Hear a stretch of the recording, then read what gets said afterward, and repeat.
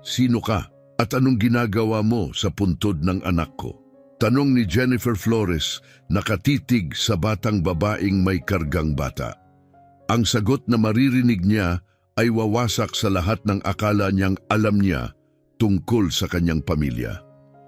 Madilim ang langit ng umagang iyon, makapal ang ulap habang naglalakad si Jennifer papasok sa sementeryong Hardim da Paz.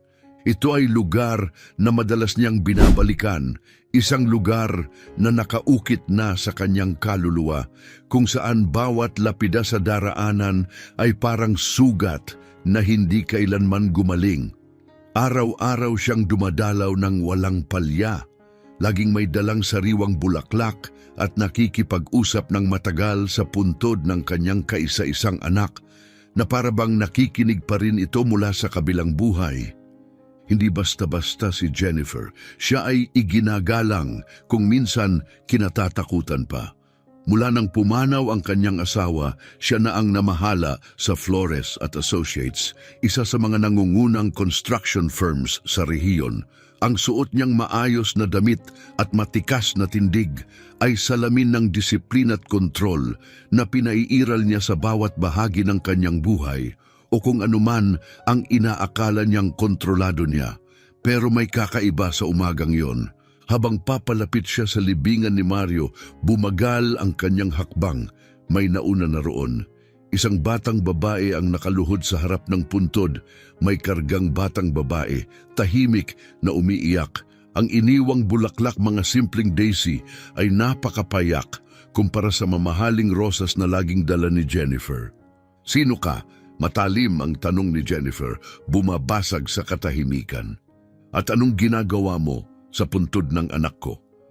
Napalingon agad ang babae, halatang nabigla at pinunasan ng luha. Tanti ay nasa 25 taong gulang ito, halatang pagod na tila matagal nang hindi nakakatulog. Ang kanyang mga mata, punong-puno ng lungkot, ay may dalang hinagpis na higit sa kanyang edad. Ang batang nasa kanyang bisig, isang batang babae na may malambot na blondeng buhok, ay nakatitig kay Jennifer na may inosenteng kuryosidad, tulad ng isang batang nagsisimula palang kilalanin ang mundo.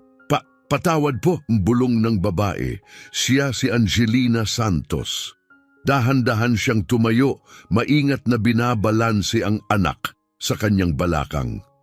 Hindi ko po intensyong istorbohin kayo. Paalis na rin po ako. Sandali, pigil ni Jennifer, hinarangan siya. Hindi mo pa ako sinasagot. Paano mo nakilala ang anak ko? Huminga ng malalim si Angelina at niyakap ang anak na tila pinoprotektahan ito. Tahimik na naglalambing ang bata. Inaabot ang mukha ng kanyang ina. Napakalaki ng naging bahagi ni Mario sa buhay ko, mahinang sagot ni Angelina, nakayuko. Malaki ang bahagi? Ulit ni Jennifer, mataas ang boses, puno ng pagdududa. Matagal nang patay ang anak ko, halos 2 taon na. Hindi kita nakita sa burol, ni minsan ay hindi ko narinig ang pangalan mo. Sino ka para umarte na parang may koneksyon ka sa kanya? Parang sampal ang mga salita. Muling napaluha si Angelina, pero ngayon ay hindi na niya ito itinago. Wala ako sa burol dahil malinaw mong ipinakita sa amin na hindi ako tanggap sa buhay ni Mario. Tugon niya, nanginginig ang tinig ngunit matatag. Pinagtabuyan mo ako at nagtagumpay ka. Nanlamig ang mukha ni Jennifer. May kung anong kakaibang damdamin ang gumising sa kanyang dibdib dahil sa tono ni Angelina. Totoo, hilaw at walang paligoy-ligoy. May pamilyar sa mukha nito. Saglit lang, pero sapat para magdulot ng alinlangan. Anong sinasabi mo? Muling tanong ni Jennifer. Ngayon ay mas mahina ang tinig. Umupo si Angelina sa malapit na bangko, tila hindi na kaya ng kanyang mga tuhod. Yumakap sa kanya ang anak, sumuso ng daliri sa katahimikan. Nakilala ko si Mario ilang taon na ang nakalipas, panimula ni Angelina. Nagboboluntaryo siya sa lugar namin. Noon ay nagtatrabaho ako sa labahan sa umaga at nag-aaral sa gabi. Iba siya sa lahat ng nakilala ko. Naramdaman ni Jennifer ang paninikip ng dibdib. Totoo, Si Mario ay madalas mag-community work, isang bagay na lagi niyang minamaliit. Dapat sa kumpanya ka nagtatrabaho, madalas niyang sabihin, pero ipinilit ng kanyang anak na tumulong sa mga nangangailangan. Tuloy mo, utos ni Jennifer. Naupo rin sa bangko, ngunit may kaunting agwat sa pagitan nila. Nagkausap kami pagkatapos ng isang literacy class na ibinigay niya sa matatanda, patuloy ni Angelina, nakatitig sa pangalan ni Mario sa lapida. Napakabait niya, hindi niya ako hinusgahan kahit na mahirap ako, kulang sa pinag-aralan at nakatira sa maliit na bahay. Kaya naging kayo, singit ni Jennifer, hindi na nagtatanong kundi nang uusig. Nagmahalan kami, sagot ni Angelina ng buong dangal, nakataas ang noo. Sabi ni Mario, ako raw ang pinakatapat na taong nakilala niya. Hindi ko raw mahal ang pera niya, ang pangalan niya o ang negosyo nila. Mahal ko siya kung sino talaga siya. Sumiklab ang galit sa loob ni Jennifer. Paanong ang babaeng ito, isang estranghero, ay nagsasalita tungkol sa pagmamahal na parang kilalang kilala niya si Mario? Hindi naman nabanggit ni Mario na may seryosong kasintahan. O baka nabanggit niya pero hindi niya pinansin. Kasinungalingan, bulong ni Jennifer. Ngunit maging sa sarili niyang pandinig, tila wala ring paniniwala sa kanyang tinig. Kung mahal ka niya, bakit hindi kita ipinakilala? Bakit hindi ka niya dinala sa bahay namin? Singhal niya. Mas lalong niyakap ni Angelina ang anak. Dahil sinubukan niya, sagot ni Angelina, ngayon ay umaagos na ang luha. Dinala niya ako sa bahay niyo maraming beses. O sinubukan naman niya, sabi ni Angelina ng mapait. Sa bawat pagkakataon, pinahinto ako ng mga guwardiya mo sa gate dahil ikaw ang nag-utos. Biglang tumayo si Jennifer mula sa bangko, galit ang namutawi sa kanyang mga mata. Kalokohan yan, hindi ko kailanman. Natigilan siya, isang saglit ng pag-aalinlangan ang sumagi sa kanyang isipan. Muling lumitaw ang mga alaala na matagal na niyang ibinaon, mga usapang binaliwala niya, mga piraso ng katotohanang tinanggihan niyang harapin. Sa loob ng maraming taon, nilibing niya ang mga ito ng napakalalim na halos naniwala na siyang hindi talaga nangyari. May isang babae, mahina niyang bulong tila para sa sarili. Ilang taon na ang nakalipas, paulit-ulit na sinasabi ni Mario na gusto niyang may ipakilala sa hapunan. Nanginginig ang kanyang tinig. Sinabi kong hindi maaari, delikado pa ang sitwasyon ng pamilya noon, lalo na sa negosyo. Hindi lang isang beses, tugon ni Angelina, banayad ang tono, 17 beses, binilang ko. Parang kulog ang dating ng mga salita niya. 17 beses, hapunan, pagkikita, kahit imbitasyong magkape. Sa bawat isa, laging may dahilan para hindi matuloy. At sa 3 pagkakataong nakapasok ako sa bahay niyo, pinabalik ako ng mga gwardya dahil wala ang pangalan ko sa listahan ng bisita mo. Isang nakakabinging katahimikan ang bumalot sa pagitan nila. Pati ang hangin ay tila tumigil. Dahan-dahang muling naupo si Jennifer na wala ng lakas. Ang katotohanan ay unti-unting bumabalot sa kanya, malamig at walang awa. Naalala niya ang mga pagtatalo nila ni Mario, ang pagmamakaawa nito na bigyan siya ng pagkakataon. Naalala rin niya ang matigas niyang pagtanggi. Pinasilip ko ang background mo, amin ni Jennifer, puno ng guilt ang boses. Nang paulit-ulit na kanyang binabanggit, pinacheck ko sa assistant ko. Nang malaman kong galing ka sa mahirap na lugar, walang maayos na pamilya, walang diploma, walang kinabukasan, sagot ni Angelina para sa kanya. Sinabihan mo siyang layuan ako, nanginginig ang tinig niya at ginawa niya. Mas matalim pa sa anumang paratang ang 3 salitang iyon. Ramdam ni Jennifer ang paghapdi ng katotohanan, parang punyal sa kanyang dibdib. Mabait na anak ang anak ko, mahina niyang tugon. Halos kinakausap ang sarili gaya ng pakikipag-usap kay Angelina. Alam niyang may tungkulin siya para sa pamilya, para sa kumpanya. Mahal ka niya, singit ni Angelina, matatag ngunit malungkot ang tinig. Mahal ka niya ng labis, kaya pinili niyang sumunod sa iyo kahit masakit. kahit ang kapalit ay ang iwan akong mag-isa sa panahong pinakakailangan ko siya.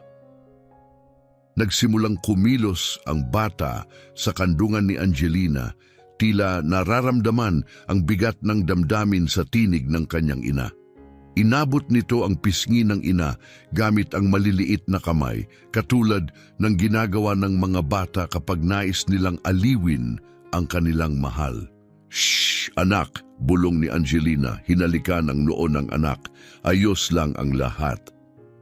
Doon lang talaga tiningnan ni Jennifer ang bata, tunay na tiningnan. At sa isang iglap, parang huminto ang tibok ng kanyang puso, ang hugis ng mukha, ang liwanag sa mga mata, ang paraan ng pagkiling ng ulo kapag curious, parang si Mario noong sanggol pa siya, parehong-pareho sa mga larawang hindi na niya muling hinawakan mula nang mailibing ang anak. "Ilang taon na siya?" tanong ni Jennifer, mahina ang tinig. Yumakap si Angelina sa anak, may takot sa kanyang mga mata. "Magdadalawang taon na siya." "Dalawa!" ulit ni Jennifer, nagsisimulang magkwenta sa isip. 1 taon at 10 buwan na mula nang mamatay si Mario. 1 taon, 10 buwan at 13 araw, dagdag ni Angelina, halos pabulong, tila binilang ang bawat pagsikat ng araw mula nang mawala ito. "Anak siya ni Mario," sambit ni Jennifer. Hindi ito tanong, ito ay katiyakan. Nakikita niya si Mario sa mukha ng bata. "Carmen," bulong ni Angelina. "Carmen ang pangalan niya." Napahinto si Jennifer. Sabi ni Mario, kapag nagkaanak siyang babae, Carmen ang gusto niyang ipangalan dahil kay Carmen in Wonderland. Aniya, nawawala raw ang mahika ng mundo kapag tumanda na ang tao. May kung anong nabasag sa kalooban ni Jennifer. May anak ang anak niya, may apo siya. At sa loob ng halos 2 taon, wala siyang kamalay-malay. "Bakit hindi mo sinabi sa akin?" Biglang sigaw ni Jennifer, puno ng desperasyon at paninisi. Bakit hindi sinabi ni Mario na magiging ama siya? "Dahil hindi niya alam," sagot ni Angelina ng tahimik. Mabigat ang mga salita, punong-puno ng dalamhati. Nakunot ang noo ni Jennifer. "Anong ibig mong sabihin, hindi niya alam?" "Nang malaman kong buntis ako," simula ni Angelina, habang dumadaloy ang luha sa kanyang pisngi, "hinanap ko siya. Pumunta ako sa kumpanya niyo. Sa hindi ko alam na paraan, nakaakyat ako sa floor niya. Pero bago ko pa siya marating, ikaw ang sumalubong." Isang panginginig ang bumalot kay Jennifer. Malinaw na sa kanyang alaala ngayon, isang batang babae, sumingit sa seguridad, pilit na gustong makausap si Mario. Siya mismo ang humarang noon. "Pinaalis mo ako sa gusali," pagpapatuloy ni Angelina habang unti-unting nababasag ang tinig sa sakit ng alaala. "Pinahiya mo ako sa harap ng lahat," nanginginig ang boses ni Angelina. "Tinawag mo akong gold digger. Sinabi mong wala ako sa lugar ko. Binalaan mo ako na kapag bumalik pa ako, ipapahuli mo ako sa pulis dahil sa panggugulo." "Ipinagtatanggol ko lang ang anak ko," sagot ni Jennifer. Halatang instinct lang ang tugon. Pero kahit sa sarili niyang pandinig, wala nang laman ang mga salitang iyon, wala nang saysay. "Hindi," singhal ni Angelina, ang tinig ay matalim at puno ng sakit. "Sinisira mo ang buhay niya." Sa unang pagkakataon, narinig ni Jennifer ang galit kay Angelina, galit na makatarungan at matagal ng kinimkim. "Hindi mo ako binigyan ng pagkakataong sabihin sa kanya na buntis ako. Inalis mo sa kanya ang karapatang malaman. Kinuha mo ang pagkakataon niyang maging ama. Hindi yon proteksyon, kontrol yon." Pilit hinanap ni Jennifer ang anumang dahilan, kahit ano, para maalis ang bigat ng kanyang konsensya. "Pwede naman siyang maghanap sa'yo," mahinang sambit niya. Umiling si Angelina. "Hindi niya alam na sinubukan ko, akala ko sinabi mo sa kanya. Pero kalaunan, napagtanto kong hindi mo ginawa. Nagpadala ako ng mga sulat sa opisina, wala ni isa ang sinagot. Sinubukan kong tumawag, pero nakablock ang number ko. Wala na akong mahawakang dahilan para ituloy pa. Halos hindi na ako makatawid sa pang-araw-araw." Nagsimulang gumalaw si Carmen sa kanyang kandungan, nararamdaman ang pagtaas ng tensyon sa tinig ng ina. Dahan-dahang nyugyug siya ni Angelina, binubulungan ng malalambing na tunog upang pakalmahin. Nang ipinanganak si Carmen, muling nagsalita si Angelina. Ngayon ay mas mahina ang tinig. Naisip kong subukan ulit. Gusto kong gawin, pero nangyari ang aksidente. Ang mga salitang iyon ay parang alon na lumunod sa puso ni Jennifer. Ang aksidente. Pumikit siya, ramdam niya pa rin ito, maliwanag pa sa alaala. Si Mario pauwi ng gabing iyon, ang banggaan, ang balita, ang pagkabigla. Sinabi ng investigasyon na isa lamang itong trahedya, walang alak, walang overspeeding, pero laging may bumabagabag kay Jennifer. Na para bang may dinadala si Mario, isang lungkot na hindi niya kailanman naunawaan. Ngayon malinaw na. Nagluluksa siya, nawalan siya ng isang minamahal na hindi niya muling nakapiling, nawalan siya ng anak na hindi niya kailanman nakilala. Paano mo nalaman? Tanong ni Jennifer halos pabulong. Nabasa ko sa dyaryo, sagot ni Angelina habang mas mahigpit na yakap ang ibinibigay kay Carmen. Nasa lahat ng sulok, tagapagmana ng Flores at Associates nasawi sa trahedyang aksidente. Pumunta ako sa burol, nasa dulo lang ako. Ilang beses kang dumaan sa harap ko, hindi mo man lang ako napansin. Sinubukan ni Jennifer alalahanin, pero malabo ang araw na iyon, nalunod sa lungkot at gamot. Napakaraming mukha, napakaraming luha. Bakit ka pa pumupunta rito? Tanong niya, lumingon sa maliit na bungkos ng daisies sa tabi ng puntod. Bakit mo pa siya dinadalaw sa kabila ng lahat? Humarap si Angelina at tiningnan siya ng diretsyo, matatag ang tinig. Dahil sa kabila ng lahat ng ginawa mong hadlang sa amin, sa kabila ng hindi nila pagkikita ng anak niya, mahal ko si Mario. Hinaplos niya ang buhok ni Carmen at karapatan niyang makilala ang ama niya kahit sa mga kwento lang, kahit sa mga pagdalaw sa puntod na ito. Napatitig si Jennifer sa bata na yakap-yakap ni Angelina. Si Carmen ay kalmado na at ngayon ay nakatitig sa kanya. Malaki ang mga mata, puno ng kuryosidad. At pagkatapos ng walang pag-aalinlangan, iniunat ng bata ang kanyang maliit na kamay kay Jennifer. Ang pamilyar na kilos ng mga bata kapag gusto nilang pabuhat. Nagulat si Angelina. Takot siya sa mga bagong tao. Mahina niyang sabi, hindi niya ito ginagawa, lalo na sa mga hindi niya kilala. Natigilan si Jennifer. Tinitigan niya ang munting kamay, ang maliwanag na mga matang kay Mario. Parehong hugis, parehong ningning. Ang instinct niya ay umatras, huwag muling buksan ang puso sa panibagong sakit. Pero may nagbago sa loob niya. May yelo sa dibdib niyang unti-unting natunaw.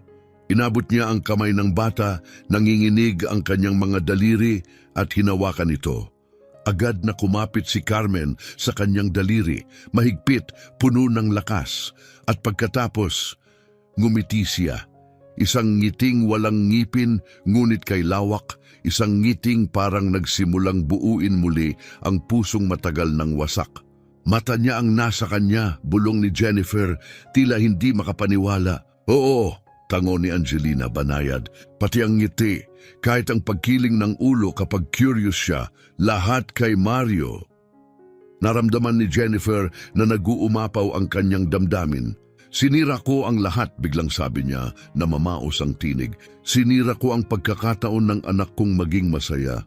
Akala ko pinoprotektahan ko kami, ang pangalan namin, ang legacy namin, pero ang totoo, inagaw ko ang tanging mahalaga sa kanya. Hindi sumagot si Angelina, hindi na kailangan, wala nang paliwanag, wala nang kayang bumawi sa nakaraan. Pagkaraan ng mahabang katahimikan, muling nagsalita si Angelina. Nabanggit ba niya ako? Ibig mong sabihin, pagkatapos niyang itigil ang lahat sa inyo? Nag-alinlangan si Jennifer, sandaling naisip niyang ilihim ang totoo. Pero tapos na ang mga kasinungalingan, tapos na ang pagtatago. Nagbago siya, mahina niyang sagot.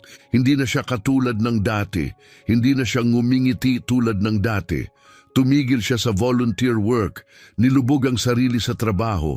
Akala ko nagmamature lang siya, sineryoso na ang kinabukasan niya.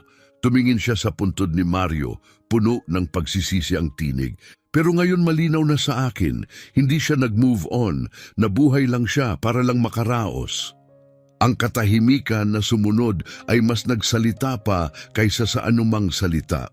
Pumungay ang mata ni Carmen, marahang humikab at kinuskos ang kanyang mumunting kamao sa antok, tulad ng ginagawa ng mga sanggol kapag oras na ng pahinga. Tiningnan ni Angelina ang kanyang anak, saka ibinaling ang paningin sa langit. Wala siyang relo, ang araw lamang ang nagsilbing gabay niya sa oras. Kailangan ko nang umalis, mahinahong sabi niya habang tumatayo. Si Carmen ay nakayakap pa rin sa kanyang mga bisig. May trabaho ako mamayang hapon at kailangan ko muna siyang ihatid sa kapitbahay na nag-aalaga sa kanya. Saan ka nagtatrabaho? Tanong ni Jennifer. May bagong tono ang kanyang tinig. May halong kuryosidad. Oo, pero may pagsisisi rin. Bigla niyang nais malaman ang lahat ng tungkol sa buhay na dati ay basta-basta niyang tinalikuran. Sa parehong labahan pa rin, sagot ni Angelina ng simple. Nagdo-double shift ako kapag may bakante, sakto lang para sa renta at pagkain, pero mabait ang may-ari. Pinapayagan akong isama si Carmen kung walang ibang mag-aalaga sa kanya. At sa unang pagkakataon, tunay na nakita ni Jennifer ang nasa harap niya. Ang simpleng kasuotan, malinis pero hindi bago. Ang sapatos na gamit ngunit maayos na tinahi. Ang lumang bag na nakasabit sa balikat, malamang puno ng diaper, merienda at kung ano-anong kailangan ng bata para sa isang mahabang araw. Nakita niya ang isang inang ginagawa ang lahat para maalagaan ang kanyang anak. Nag-iisa, tahimik, matatag at may dignidad. At sa kung anong paraan, nakita niya si Mario sa kanya, hindi sa itsura kundi sa diwa, sa tahimik ngunit matibay na lakas ng loob, ang kakayahang magpatuloy kahit tila gusto nang tumigil ng mundo. Sa marangal na pagyakap sa kahit anong trabaho, gaano man ito kaliit, sa matinding pagmamahal sa anak na walang kamalay-malay kung gaano kalaki ang isinakripisyo ng kanyang ina. Angelina, tawag ni Jennifer habang paalis na ang dalaga. Huminto si Angelina. Dahan-dahan siyang lumingon, may pag-aalangan sa mukha, ang itsura ng taong nasanay nang hindi basta nagtitiwala sa mga makapangyarihan. Kailangan kong... Saglit na natigilan si Jennifer, nanginginig ang tinig.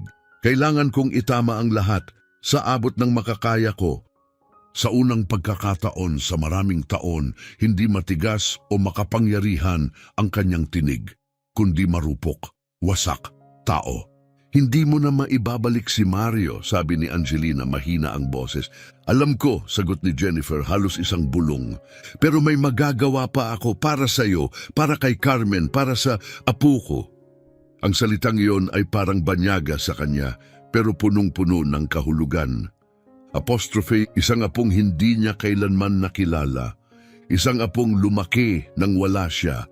Isang batang dapat ay may pagmamahal, proteksyon at pagkakataon mula pa sa simula. Hindi ko kailangan ng awa mo, sagot ni Angelina. Matikas, may tahimik na dangal. Hindi ito awa, tugon ni Jennifer. Isa itong pagkakataon para sa ating dalawa na maging bahagi ng buhay ni Carmen sa paraang gugustuhin sana ni Mario. Magkasama. Tinitigan ni Angelina ang babaeng minsang kumuha ng lahat sa kanya, na naging hadlang sa lalaking mahal niya, na hindi pinakilala ang anak niya sa ama nito. May karapatan siyang iwan ito at hindi na lumingon. Pero lumingon siya sa puntod ni Mario at naalala niya kung paano magsalita si Mario tungkol sa kanyang ina. Na kahit hindi sila laging magkasundo, naniniwala siyang may pagmamahal pa rin sa ilalim ng malamig na panlabas nito, na sana balang araw maunawaan nito, na ang pagmamahal ay hindi kontrol, ito'y pagtanggap. Hindi kita pinagkakatiwalaan, tapat na sabi ni Angelina. At hindi mo dapat gawin, sagot ni Jennifer, walang pagdadalawang isip. Hindi pa, pero paghihirapan ko kung papayagan mo. Huwag mong ipagkait sa akin ang pagkakataong makilala siya. Huwag mong hayaang ang mga pagkakamali ko ang siyang maging dahilan para mawala kay Carmen ang karapatang makilala ang kanyang pamilya. Sa sandaling iyon, muling iniunat ni Carmen ang kanyang kamay.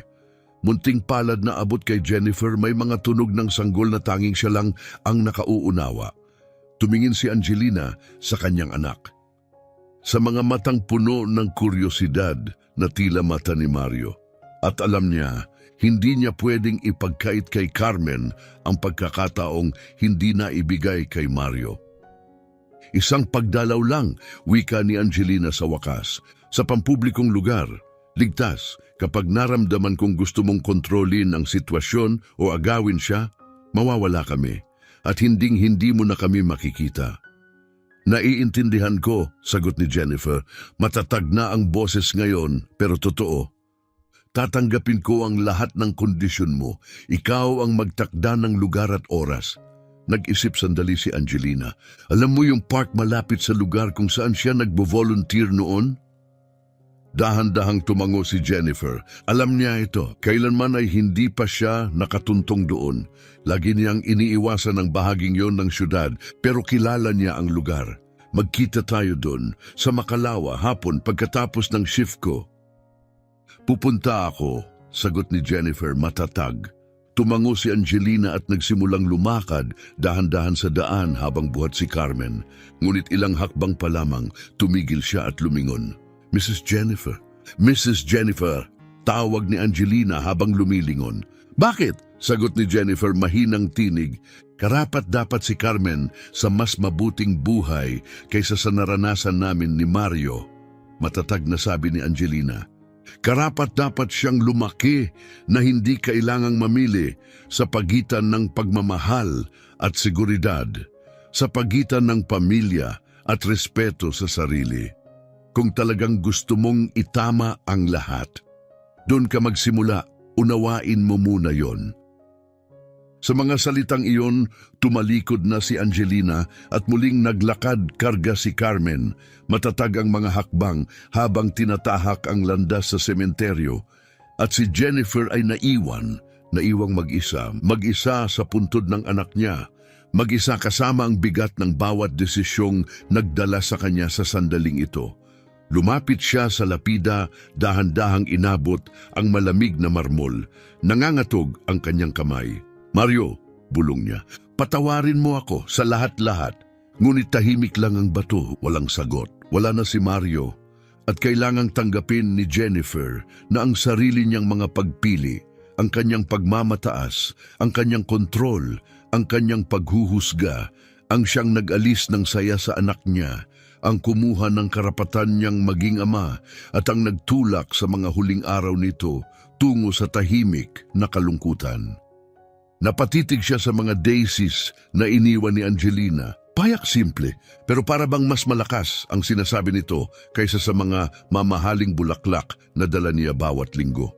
Mas naroon ang tunay na pag-ibig sa mumunting bulaklak na iyon kaysa sa lahat ng magagarbo niyang ritual ng pagluluksa.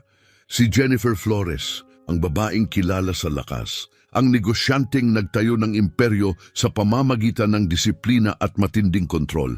Ngayon ay humaharap sa isang bagay na hindi niya kayang kontrolin. Ang mga bunga ng sarili niyang pagkabulag at ang mga bunga niyon ay totoo. May pangalan, Carmen, isang batang babae na may mga matang katulad ni Mario at isang inang nagmahal ng mas tapat kaysa sa kahit anong pagmamahal na pinayagan ni Jennifer na maranasan ng kanyang anak. Ngayon, nakabitin sa hangin ang tanong, huli na ba ang lahat? Huli na ba para magbago? Huli na bang matutunan kung ano ang tunay na kahulugan ng pagmamahal? Maaari pa ba siyang maging lola na karapat-dapat kay Carmen, yung uri ng babae na maaring ipagmalaki ni Mario? Tumingala si Jennifer sa maulap na langit. Ang unang mga patak ng ulan ay tumama sa kanyang mukha. Malamig, banayad, para bang pati kalangitan ay nakikiramay. Bawat patak ay may dalang dalamhati, pagsisisi at tahimik na pagguho ng lahat ng kanyang winasak. Ngunit sa ilalim ng sakit, may umuusbong na pag-asa. Pumayag si Angelina na makita siya muli. Sa kabila ng lahat, binigyan siya ng pagkakataon, isang pagkakataong hindi niya karapat-dapat. At ngayon, may 2 araw siya. 2 araw para hanapin kung sino ang dapat niyang maging. 2 araw upang simulan ang paghilom ng mga sugat na tinamo sa loob ng isang buong buhay. 2 araw para paghandaan ang pagharap sa kanyang apo, hindi bilang babaeng sumira sa kaligayahan ni Mario, kundi bilang isang taong natututo palang magmahal ng walang kondisyon. Pagmamahal na walang kapalit, walang kapangyarihan, walang inaasahan. Tanging pagmamahal, dalisay at tumatanggap. Gabing iyon, hindi nakatulog si Jennifer. Maging kinabukasan, hindi rin. Nakahiga lamang siya sa kanyang malawak na silid-tulugan, nakatitig sa kisame, nilulunod ng lahat ng kanyang napagtanto. May anak si Mario, may apo siya. At sa halos 2 taon, lumalaki ang batang iyon sa gitna ng kahirapan. Habang siya ay nabubuhay sa karangyaan, napapalibutan ng mga bagay na wala namang tunay na halaga. Nang sumikat ang araw, sa araw ng kanilang pagkikita, nakaupo na si Jennifer sa salas. Pinalilibutan ng mga photo album na hindi niya binuksan mula nang ilibing si Mario. Nandoon siya nakangiti sa bawat larawan, bilang sanggol, bilang bata, bilang binata, at sa bawat larawan, nakita niya si Carmen. Ang mga mata, ang ngiti, pati ang maliit na biloy sa kanyang baba na lumalabas lang kapag tunay siyang masaya. Paanong hindi ko nakita? Bulong niya sa katahimikan. Paano ako naging bulag? Pero alam niya ang sagot, hindi niya ito hindi nakita. Pinili niyang hindi makita, pinili ang mundong may luhika sa kanya, kung saan magpapakasal si Mario sa isang may pangalan. Magtatayo ng perpektong pamilya, magpapatuloy ng legacy ng Flores at Associates, at ang lahat ng hindi pasok sa mundong iyon, tinanggal niya. Pumasok si Teresa Oliveira, ang matagal ng kasambahay ng pamilya, mahigit 2 dekada na itong kasama nila, bit-bit ang tray ng kape at tinapay. Hindi pa kayo kumakain mula kahapon, sabi ni Teresa, may pag-aalalang inilapag ang tray. Kailangan niyong kumain kahit kaunti. Wala akong gana, Teresa. Patawad po, ma'am, pero mukha na po kayong multo. Anong nangyari? Humarap si Jennifer kay Teresa. Si Teresa, ang babaeng tumulong magpalaki kay Mario mula nang mamatay ang kanyang asawa, na siyang umalalay sa kanyang anak sa mga panahong tahimik itong umiiyak, na marahil ay mas nakilala si Mario nang higit pa sa kanya. Teresa, halos hindi na niya mapigil ang kanyang tinig. May anak si Mario. Halos mabitawan ni Teresa ang tray. Ano po? Isang batang babae, si Carmen. Magdadalawang taon na siya at ako ang sumira sa lahat. Pinalayas ko ang ina niya, tinago ko kay Mario ang katotohanan at ngayon, bago pa man niya matapos, dahan-dahang ibinaba ni Teresa ang tray at umupo sa tabi niya. Hindi ito ang karaniwang ginagawa ni Teresa, pero hindi rin ito isang karaniwang araw. Ikwento mo ang lahat, wika niya, at ginawa ni Jennifer bawat detalye, bawat katotohanang kanyang nadiskubre sa sementeryo, bawat sandaling nagpaguho sa mundong matagal niyang iningatan. Wala siyang itinago. Pagkatapos niyang maglahad, umiiyak na si Jennifer, isang bagay na hindi na niya nagawa mula nang mailibing si Mario. Namumuo rin ang luha sa mata ni Teresa. Diyos ko, nabulong nito. Si Ginong Mario, naging ama siya at ni hindi man lang niya nalaman.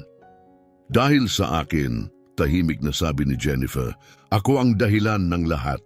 At ngayon, anong balak mong gawin? Makikipagkita ako sa kanila ngayon, kay Angelina at kay Carmen, sa isang parke malapit sa lugar kung saan nagbo-volunteer si Mario noon. Pero, Teresa, hindi ko alam ang sasabihin ko. Hindi ko alam kung paano haharap sa batang yon na alam kong kinuha ko ang napakarami mula sa kanya. Hinawakan ni Teresa ang kanyang mga kamay, mahigpit. Magsimula ka sa katotohanan, sabi niya. Aminin mo ang iyong mga pagkakamali, maging tapat at higit sa lahat, tumulong pero huwag kang manghimasok. Nagtaka si Jennifer, anong ibig mong sabihin? Sanay kang kontrolin ng lahat. Ang buhay ni Mr. Mario, ang negosyo, ang mga tao sa paligid mo. Hindi mo na pwedeng gawin yan ngayon, lalo na kay Carmen. Kung gusto mong maitama ang lahat, kailangan mong igalang si Angelina, ang mga desisyon niya. Ang papel niya bilang ina, maging present ka pero huwag mong agawin ang direksyon. Masakit ang mga salita pero totoo. Akala ni Jennifer ang kontrol ay lakas. Pero ngayon nakita niyang ito pala ay hadlang, na ito ang dahilan kung bakit siya nawala sa buhay ng anak niya. Hindi ko alam kung kaya kong magbago, bulong niya. Kung ganon matuto ka, matigas ang sagot ni Teresa. Dahil kung hindi, mawawala rin sa iyo ang apo mo at wala kang ibang masisisi kundi ang sarili mo. Kinahapunan, nakatayo si Jennifer sa harap ng kanyang aparador, hindi alam ang isusuot. Lahat ng kanyang damit ay formal, mamahalin, simbolo ng distansya at kapangyarihan. Pumili siya ng isang payak na kasuotan, walang alahas, isang simpleng bihis, baka sakaling makita siya bilang tao, hindi bilang Jennifer Flores, ang business tycoon. Maaga siyang dumating sa parke, 15 minuto bago ang oras ng usapan. Mabilis ang pintig ng kanyang puso. Hindi tulad ng kanyang inaasahan ang parke. Hindi ito mapanganib kundi payak lang, mapagpakumbaba, puno ng buhay. May mga batang nagtatakbuhan ng nakapaa sa damuhan, mga inang nagtatawanan habang nakaupo sa bangko, mga kabataang nagsisipa ng luma nang bula sa isang masikip na espasyo. Lumalangit-ngit ang mga luma ng duyan habang ang mga sanggol ay tumatawa sa hangin. At doon, dahan-dahang pinapadyak si Carmen sa duyan, naroon si Angelina. Dahan-dahan siyang lumapit, tahimik na pinapanood sila. Si Angelina, tulad ng sa sementeryo, ay suot ang payak, ngunit malinis at maayos na damit. At siya'y nakangiti, mahinang humuhuni habang iniuugoy ang anak. Si Carmen ay humahalakhak, puno ng tuwa. Bawat abante ng duyan ay sinasabayan ng tawa. "Taas pa, Mami!" sigaw ni Carmen. "Huwag masyado, baka lumipad ka." Tawa ni Angelina, hinalikan ng ulo ng bata. Doon niya siya nakita, si Carmen. Napatingin ang bata at biglang lumiwanag ang mga mata. "Tingnan mo, Mami, yung babae sa sementeryo." Lumingon si Angelina at ang ngiti ay napalitan ng maingat na pagtingin. "Magandang hapon, Mrs. Jennifer." "Kamusta?" sagot ni Jennifer, hindi alam kung saan ilalagay ang kamay. "Maaga lang ako ng kaunti. Sana ay ayos lang." "Ayos lang," tugon ni Angelina, pero hindi siya lumapit. Si Carmen gayunman ay hindi nag-alinlangan. Gustong bumaba sa duyan. "Mami, gusto kong makita yung babae." Binuhat siya ni Angelina mula sa upuan ng duyan at si Carmen ay tumakbo papalapit kay Jennifer. Medyo natitisod sa kanyang maliliit na hakbang hanggang huminto siya sa harapan ni Jennifer. Tumingala siya at pinagmasdan ang mukha nito. "Hay!" mahiyain niyang bati habang inilagay ang munting daliri sa bibig. "Hi Carmen," sagot ni Jennifer, nanginginig ang boses at tulad ng ginagawa ng mga bata, diretso at walang filter, nagtanong si Carmen, "Kilala mo ba si Daddy?" Parang may humigpit sa dibdib ni Jennifer, muling namuo ang mga luha sa kanyang mata. "Oo," mahinang sagot niya, "anak ko siya." Tahimik si Carmen, iniisip sa kanyang murang paraan ng narinig. Ibig sabihin, ikaw si Grandma. Ang salitang iyon ay dumating tulad ng alon. Grandma. Umuukilkil sa puso niya, isang salitang puno ng ganda at lungkot. Isang titulong umiiral na sa loob ng halos 2 taon at ni minsan ay hindi niya nalaman. "Oo," sagot niya, halos hindi maipahayag, "ako ang lola mo. Ako ang lola mo." Sumilay sa mukha ni Carmen ang isa sa mga ngiting kayang tunawin ang pinakamalamig na puso. Maliwanag, inosente, walang ngipin. Magandang lola, sabi niya ng matamis. Lumuhod si Jennifer doon mismo sa damuhan, nakalimutan ang mamahaling pantalon at pinakintab na sapatos. Wala nang halaga ang lahat ng iyon ngayon. Ibinaaba niya ang sarili sa taas ni Carmen at sa unang pagkakataon sa napakaraming taon, umiyak siya. Totoo, walang pagtatago, walang hiya. Patawad, bulong niya, nanginginig ang tinig. Hindi niya alam kung ang paghingi ng tawad ay para kay Carmen, para kay Angelina, o para sa anak niyang tahimik na alaala sa pagitan nila. Lumapit si Angelina at mahinahong inilagay ang kamay sa balikat ng anak. Halika anak, maupo tayo sa bangkong iyon. Umupo silang tatlo sa malapit. Si Carmen ay hindi mapakali, sabik na muling gumalaw, ngunit pinanatili siya ni Angelina sa tabi niya. Puno siya ng enerhiya, napapangiting sabi ni Angelina, pagod ang mga mata. Minsan hindi ko na siya kayang sabayan. Ganon din si Mario noon, tugon ni Jennifer, pinupunasan ng kanyang mga luha. Hindi mapakali, laging tumatakbo, umaakyat, nagtatanong, laging may hinahabol. Alam ko, sagot ni Angelina ng marahan. Ikinuwento niya sa akin ang tungkol sa pagkabata niya, kung paano ka nag-aalala kapag umaakyat siya sa puno o masyadong lumalayo sa bahay. Palagi akong natatakot na mawala siya, amin ni Jennifer. Mula nang mamatay ang kanyang ama, si Mario na lang ang mundo ko, pero sa pagtatangkang protektahan siya, lalo ko lang siyang tinulak palayo. At sa huli, nawala rin siya sa akin. Tahimik na humuni si Carmen, pinapaikot ang binti sa ilalim ng bangko. Kinuha niya ang isang luma ng manika mula sa bag ni Angelina at nagsimulang lumikha ng sarili niyang mundo, isang mundo ng imahinasyong pakikipagsapalaran at mga pabulong na dialogo. Sa akin galing yang manika, sabi ni Angelina, pinagmamasdan ng anak na may banayad ng ngiti. Isa lang yan ang meron niya, kasama niyang matulog gabi-gabi. Tiningnan ni Jennifer ang manika, ang damit nito ay maraming beses ng tinahi.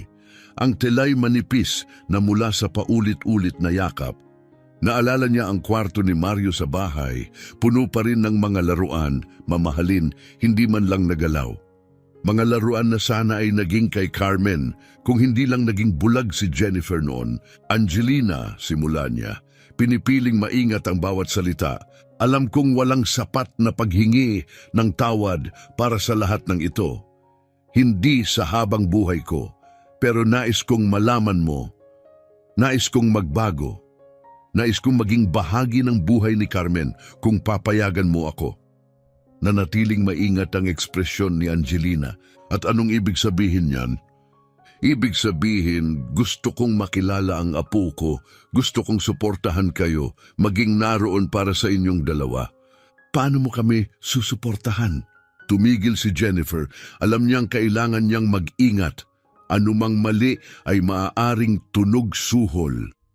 Sa paraang komportable ka, sagot niya ng banayad, hindi ako nandito para mamuno, hindi ako nandito para kontrolin, gusto ko lang na nandyan. Tumingin si Angelina sa anak na ngayon ay abala sa pakikipag-usap sa kanyang manika sa sarili niyang mundo.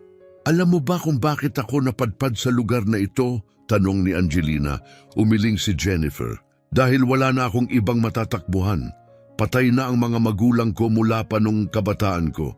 Walang kapatid, walang pamilya. Nang malaman kong buntis ako, ako'y lubos na nag-iisa. Huminga siya ng malalim, pinatatatag ang sarili. Ang may-ari ng labahan ang nagpasilong sa akin sa isang maliit na kwartong imbakan nang marinig niya ang kalagayan ko. Diyos ko, bulong ni Jennifer. Doon ipinanganak si Carmen, patuloy ni Angelina, puno ng parehong sakit at karangalan ang tinig. Walang ospital, walang doktor, isang kapitbahay lang na marunong tumulong sa panganganak. Nagdasal siya habang may mga kandila at sa kung anong milagro, pareho kaming nakaligtas. Para bang piniga ang dibdib ni Jennifer. Habang siya'y natutulog sa lambot ng luho, ang apo niya ay isinilang sa isang likurang kwarto. Walang anumang medikal na tulong. Hindi niya maatim ang pagkakaiba. Ang unang taon niya ang pinakamahirap, sabi ni Angelina. Nagtrabaho ako hanggang sa halos hindi na makatayo. Double shift, kung ano-anong raket. May mga gabing hindi ako kumakain para lang makainom ng gatas si Carmen. At sa lahat ng yon, ni minsan hindi ako humingi ng tulong sa'yo. Napakurap si Jennifer, gulat na gulat. Bakit hindi? Dahil malinaw mong ipinahiwatig na hindi ako tanggap. Diretsahang sagot ni Angelina. May pride din kami. Maaring pride ng mahihirap, pero pride pa rin. Hindi ako magmamakaawa sa isang pamilyang ayaw naman sa akin. Dapat nagmakaawa ka. Biglang sabat ni Jennifer, puno ng desperasyon ng boses. Dapat araw-araw kang pumunta sa bahay ko. Paulit-ulit mo sanang sinabi hanggang mapakinggan kita. Dapat ipinagsigawan mo sa mundo na anak ni Mario, si Carmen. At kung ginawa ko yon, tanong ni Angelina, malamig pero kalmado, ano sa tingin mo ang ginawa mo? Tatawag ka ulit ng security, sasabihin mong sinungaling ako, na isa akong gold digger na gustong kumita sa pagkamatay niya? Hindi sumagot si Jennifer dahil hindi na niya kailangang sagutin. Alam nilang pareho kung ano talaga ang kanyang gagawin noon. Isasara niya ang pinto, tatawag sa abogado at susubukang burahin ang problema. Sa halip pinili ni Angelina ang dignidad at si Jennifer ang pagtanggi. Nagbago na ako, sabi ni Jennifer, pero kahit sa sariling pandinig niya, marupok at hindi sigurado ang mga salitang iyon. Talaga ba? Tanong ni Angelina, kalmado ang tinig. O dahil lang sa guilt ngayon na alam mo na ang totoo? Hindi nagkunwari si Jennifer. Pareho, tapat niyang sagot. May guilt ako, malalim, nakakabigat. Pero nagising din ako sa katotohanang nabuhay ako sa desisyong puno ng pagmamataas at panghuhusga. Hinusgahan kita nang hindi kita kilala. Tinuring kong walang saysay ang pagmamahal mo kay Mario dahil lang wala kang pera. At sa ginawa kong iyon, winasak ko ang kaligayahan ng anak ko dahil inakala kong alam ko ang mas tama. Biglang tumakbo si Carmen papunta sa grupo ng mga batang naglalaro sa malapit. Sinundan siya ni Angelina ng mata, alerto pero kalmado. Sociable siya, may bahid ng ngiti si Jennifer. Katulad ni Mario, tugon ni Angelina, may lungkot sa tinig. Lagi niyang kinukwento kung paano siya laging may bagong kaibigan noon. Sabi niya, ikaw daw ay kinakabahan kapag ang mga kaibigan niya ay galing sa ibang klase ng pamilya. Naalala ni Jennifer kung paano niya pinayuhan si Mario na mag-ingat. Kung paano niya sinabi na piliin lang ang mga kaibigan mula sa maayos na pamilya. Sinubukan kong kontrolin lahat sa buhay niya, mahina niyang sabi, at mali ako sa lahat. Ngayon wala na siya at kailanman ay hindi ko na may hihingi ng tawad ang lahat ng iyon. Pero marahil maari akong gumawa ng tama kay Carmen. Marahil kaya kong maging mas mabuting lola kaysa naging ina ako. Tumingin si Angelina sa kanya, maingat pero nakikinig. At ano ang tama para sa'yo? Tanong ni Angelina. Sinasabi mong gusto mong tumulong, pero paano? Aagawin mo ba si Carmen? Patutunayan mong hindi ako karapat-dapat dahil mahirap ako? Hindi! Maring sagot ni Jennifer, tapat ang kanyang tinig. Hindi ko kailanman gagawin yon. Isa kang kahangahangang ina, Angelina. Mahal na mahal si Carmen. Inaalagaan mo siya, ligtas siya. Ibinigay mo sa kanya ang hindi ko na ibigay kay Mario, ang pagmamahal na walang kondisyon. Tahimik pa rin si Angelina. Ano nga bang gusto mo? Gusto kong maging bahagi ng buhay niya, mahinang tugon ni Jennifer. Gusto kong mapanood siyang lumaki. Gusto kong malaman niya na meron siyang lola na nagmamahal sa kanya. Tunay, kahit huli ko na itong nalaman. At oo, gusto kong tumulong, pati pinansyal, pero hindi para kontrolin ka. Para lang magkaroon kayo ng pagpipilian, para makahinga ka. Para hindi ka kailangang magtrabaho hanggang sa mawalan ka ng lakas para lang mabuhay. At kung sabihin kong ayoko, tatanggapin ko yon, sagot ni Jennifer. At alam niyang totoo ito, pero makikiusap ako, huwag mong gawin yon. Hindi para sa akin, para kay Carmen. Karapatan niyang makilala ang bahagi ng kanyang pamilya. Karapatan niyang malaman kung sino ang ama niya mula sa isang taong minahal siya mula noong siya ay ipinanganak. Tumingin si Angelina sa playground. Si Carmen ay tumatawa habang naglalaro kasama ang ibang bata, bit-bit ang kanyang lumang manika, masayang ibinabahagi ito sa iba, napakabait, napakasaya, puno ng liwanag. Ipagmamalaki siya ni Mario, bulong ni Jennifer. Alam ko, sabi ni Angelina habang pinupunasan ang isang luha, nakikita ko siya kay Carmen araw-araw, sa kanyang ngiti, sa kanyang hilig tumulong, sa kung paano siya natutuwa sa simpleng bagay. Pwede ko bang ikwento sa iyo ang tungkol sa kanya? Tanong ni Jennifer. Yung mga hindi mo pa siguro alam, mga kwento noong maliit pa siya. Nag-alinlangan si Angelina, pero tumango rin. Sige! At umupo silang magkatabi sa lumang bangkong kahoy, sa isang tahimik na parke na amoy damo at sikat ng araw. At nagsimulang magsalita si Jennifer. Ikinuwento niya ang unang araw ni Mario sa paaralan, kung paano siya umiyak nang mamatay ang kanyang goldfish, kung paano siya natatakot sa dilim kaya't natutulog na may flashlight. Ikinuwento niya ang mga likhang sining na hindi maintindihan pero laging may pusong pirma sa dulo. Ang mga sugat sa tuhod at ngiting butas-butas, ang batang marunong magmahal kahit mahirap ang buhay. Tumawa si Angelina sa ilang kwento, umiiyak sa iba at habang nakikinig siya, may nabago sa pagitan nila.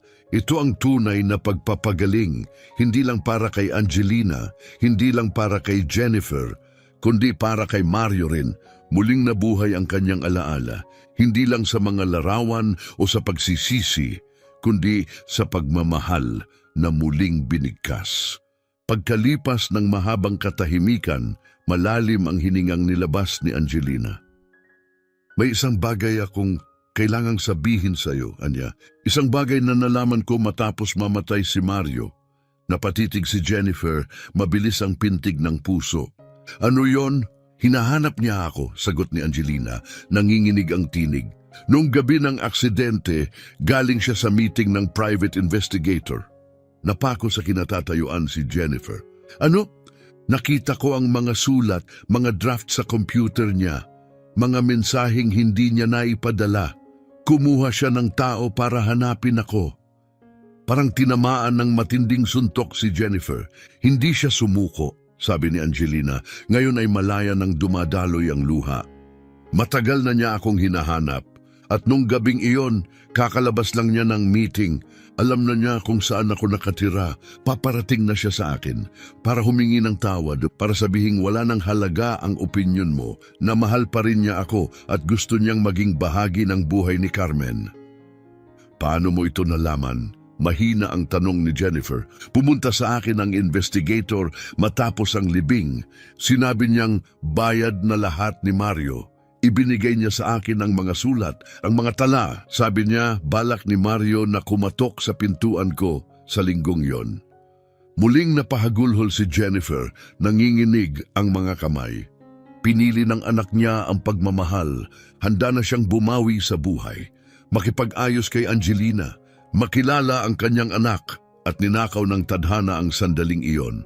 Kung nabuhay siya kahit isang araw pa, bulong ni Angelina, mahahawakan niya ang anak niya, malalaman niya ang totoo.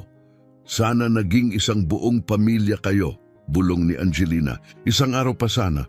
Ulit ni Jennifer, halos hindi makahinga sa bigat ng hinanakit sa dibdib. Isang araw na lang.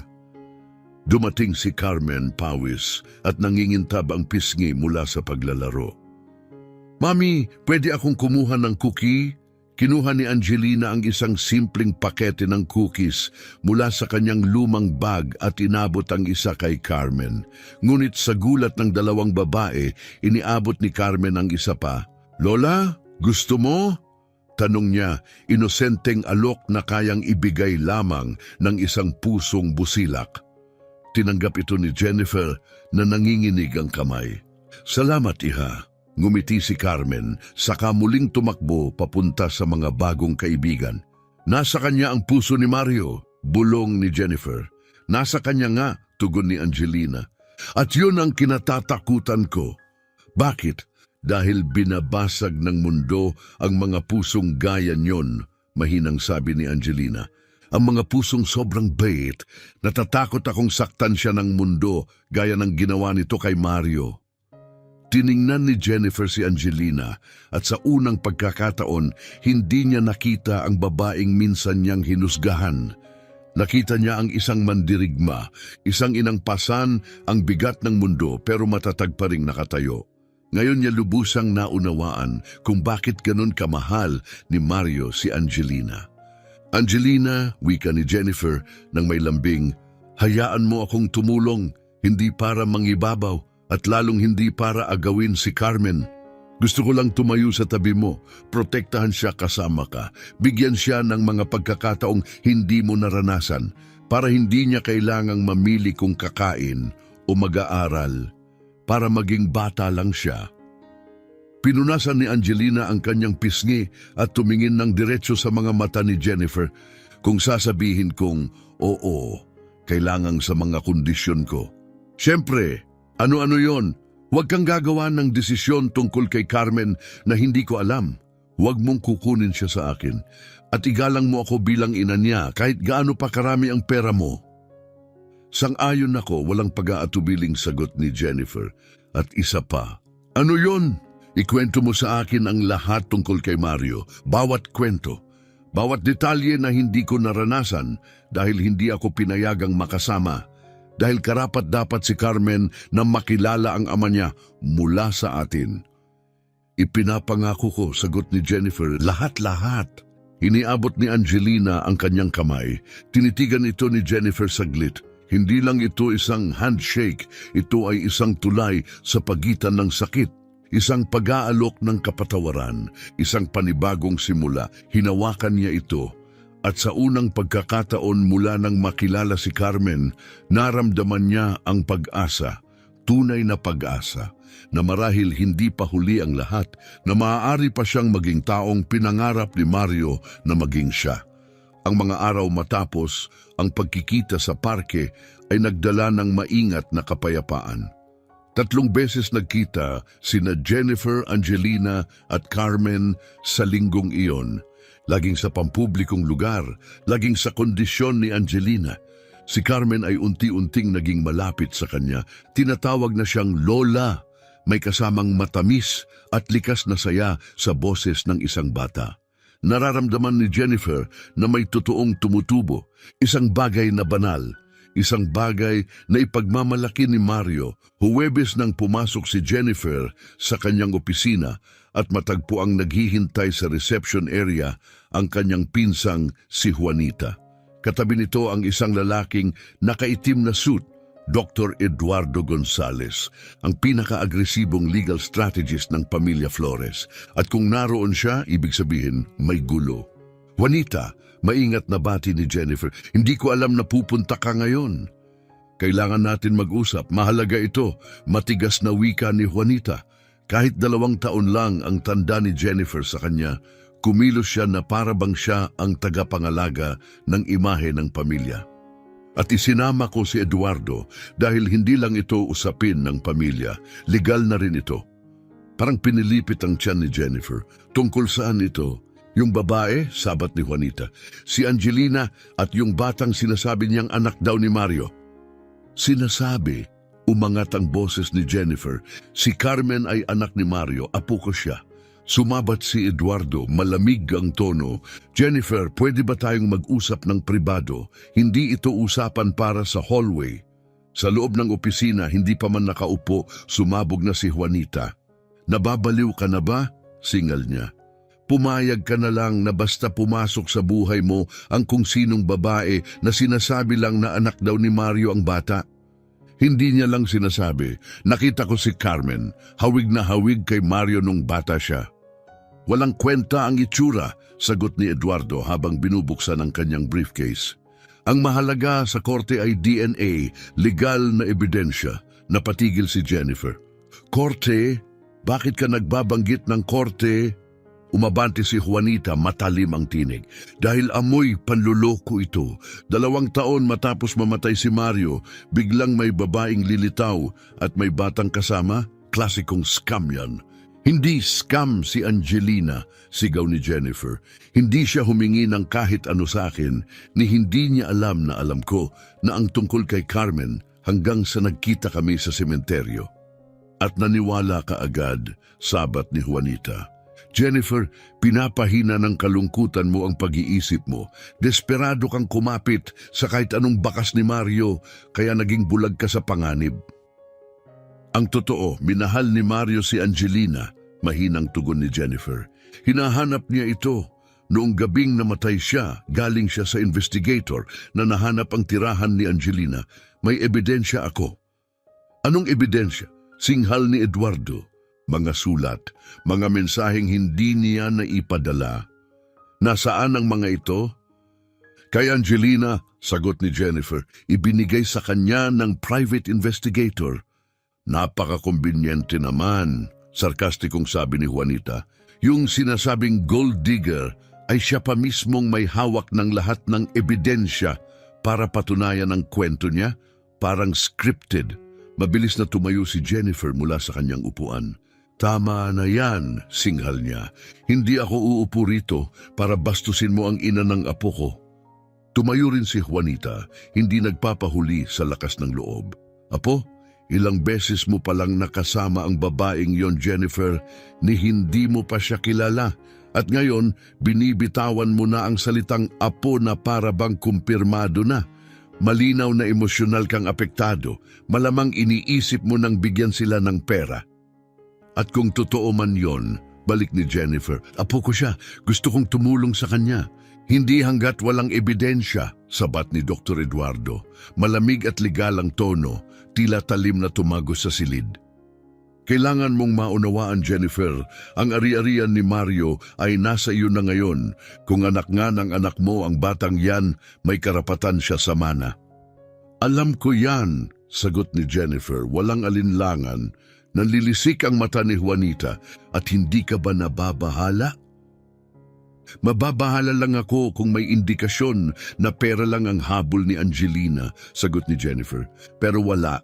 Nagdo-double shift siya sa labahan, nakatira siya sa likurang kuwarto na halos kasya lang ang kama. Kung pera ang habol niya, sana'y kumatok na siya, 2 taon na ang nakalipas. O baka naman, singit ni Eduardo kalmado pero mapanganib, hinintay niya ang tamang oras. Kapag mahina ka na emosyonal, isang matalinong galaw, lumabas sa panahong sariwa pa ang sakit, ialok sa iyo ang pag-asa, classic na panlilin lang. Parang nagiging masikip ang silid para kay Jennifer. Hindi niyo naiintindihan. Nakita ko si Carmen. May naramdaman akong hindi ko maipaliwanag. Alam ko sa puso ko, anak siya ni Mario. Hindi pinapakinggan ng korte ang damdamin, malamig na tugon ni Juanita. At hindi rin nito kayang protektahan ka laban sa mga manloloko na umaatake sa mga biyudang nagluluksa. Hindi ako marupok, mariing sabi ni Jennifer, pero sa unang pagkakataon, lumambot ang tinig ni Juanita. Oh, Jennifer, marupok ka ngayon na wala ang anak mo. At ngayon kumakapit ka sa batang ito na parang siya na lang ang natitirang koneksyon mo. At yung babaeng yon, si Angelina, siya ang nagbibigay sa iyo ng bagay na desperado mong hinahanap. Isang perpektong bitag. Hindi ito bitag, sigaw ni Jennifer, pero ang pagdududa ay unti-unti nang sumisiksik sa kanyang dibdib. Tama ba sila? Nalilin lang ba siya? Pinisil niya ang kanyang mga kamao? Hindi. Nakita niya si Carmen. Narinig niya ang sakit sa tinig ni Angelina. Naramdaman niya ang katotohanan. Jennifer, ani Eduardo, ngayon ay nasa ganap ng legal mode. Bilang iyong abogado, inire-recommenda kong humiling ka ng DNA test bago ka pa lumalim ng lumalim. Hindi ko gagawin yan, mariing tugon ni Jennifer. Hindi ito paratang, paliwanag ni Eduardo. Ito ay para protektahan ka at ang bata. Kung anak nga siya ni Mario, may karapatan siya. Pero kung hindi, dapat mong malaman bago ka mas masaktan. Bumagsak si Jennifer sa kanyang upuan, tila binagsakan ng mundo. At paano ang media? Dagdag ni Juanita. Naisip mo na ba yon? Kapag lumabas to, and believe me, lalabas ito, magiging sentro ka ng iskandalo. Misteryosong tagapagmana lumitaw matapos ang pagkamatay ng negosyante. Sasabog ito.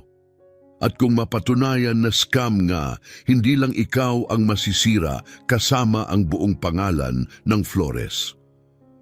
Tiningnan siya ni Jennifer, naglalagablab ang mga mata. At kung totoo nga, paano kung tratuhin ko ang apo ko na para bang isa siyang sinungaling para lang iligtas ang pangalan ko? Nagkibit balikat si Juanita. Kung ganon, humingi ka na lang ng tawad pagkatapos, pero unahin mo munang kumuha ng pruweba.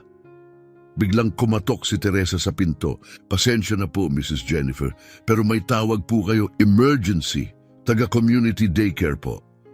Napakunot ang noo ni Jennifer. Hindi naman ako tumawag sa daycare. Sinabi nilang tungkol kay Carmen. Paliwanag ni Teresa, nag-aalalang tumingin kina Juanita at Eduardo. Nakatalaga ka po bilang emergency contact, nakalista kang lola. Parang tumigil ang mundo ni Jennifer. Anong nangyari? May mataas siyang lagnat. Dinala siya sa emergency room.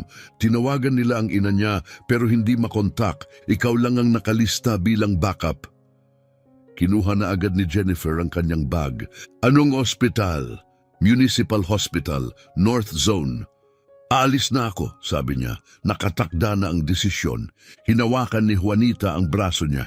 Hintayin mo, naririnig mo ba ang sarili mo? Ikaw na ang emergency contact? Naipasok ka na nila sa sistema. Yan mismo ang punto ko. Hindi, sagot ni Jennifer, inalis ang braso. Ang punto rito may batang babae, 2 taong gulang na nasa ospital. At sa ngayon kailangan niya ng isang taong andiyan. Kahit hindi pa siya kumpirmado sa dugo ko, karapatan niyang may kasama. At iyon ang mas mahalaga ngayon. Jennifer, sandali! Tawag ni Eduardo. Kapag umalis ka ngayon, lalo kang madiin sa sitwasyon. Ikaw ang pipirma sa mga medical na form. Pero wala na si Jennifer. Papalabas na ng pinto. Ako na ang mananagot, sigaw ni Jennifer biglang tumayo. Dahil kung apo ko si Carmen at iiwan ko siya sa panahong kailangan niya ako, hinding-hindi ko mapapatawad ang sarili ko. At kahit hindi siya totoo sa dugo ko, bata pa rin siya, may sakit, at kailangan niya ng kasama ngayon. Hindi na siya nagsalita pa. Mabilis siyang lumabas ng opisina, binaliwala ang mga sigaw ni Juanita habang sinusundan siya sa hallway. Dinala siya ng kanyang driver sa ospital nang mas mabilis kaysa sa inaasahan niya. Sa pediatric emergency room, magkasabay ang kaguluhan at katahimikan, isang kakaibang kombinasyon ng takot at pag-asa. May mga nurse na abalang gumagalaw, mga makinang nagbibibip, at sa gitna ng lahat, isang nurse ang buhat ang umiiyak na bata. Mainit ang pisngi, mapula, may lagnat. Lola, iyak ni Carmen nang makita si Jennifer. Inabot nito ang maliliit na braso. Mabilis siyang nilapitan ni Jennifer at niyakap ang bata. Ramdam niya ang init ng lagnat kahit sa ilalim ng kanyang blouse. Ayos lang, mahal ko, bulong niya. Nandito na si Lola. Nasaan si Mommy? Tanong ni Carmen, humihikbi. Hahanapin natin siya agad, pangako. Humarap si Jennifer sa nurse. Ano na ang lagay niya? Alam niyo na ba kung anong meron? Mataas na lagnat, malamang viral, tugon ng nurse. Pero kailangan ng formal na autorisasyon para maipagpatuloy ang kumpletong gamutan. Hindi sumasagot ang nanay. Ako na ang mag-authorize, matatag na sabi ni Jennifer. At kayo po ay... Lola niya ako. Tiningnan ng nurse ang kanyang tablet. Nakalista po kayo bilang emergency contact, pero para sa mga medical na procedure, kailangan po ang ina o legal guardian. Nagdo-double shift ang nanay niya, paliwanag ni Jennifer, habang yakap pa rin ang nanginginig na katawan ni Carmen. Malamang nasa lugar siya na walang signal, pero mainit na mainit ang batang ito. Kailangan niya ng tulong ngayon. Naiintindihan ko, ma'am, pero patakaran po ng ospital.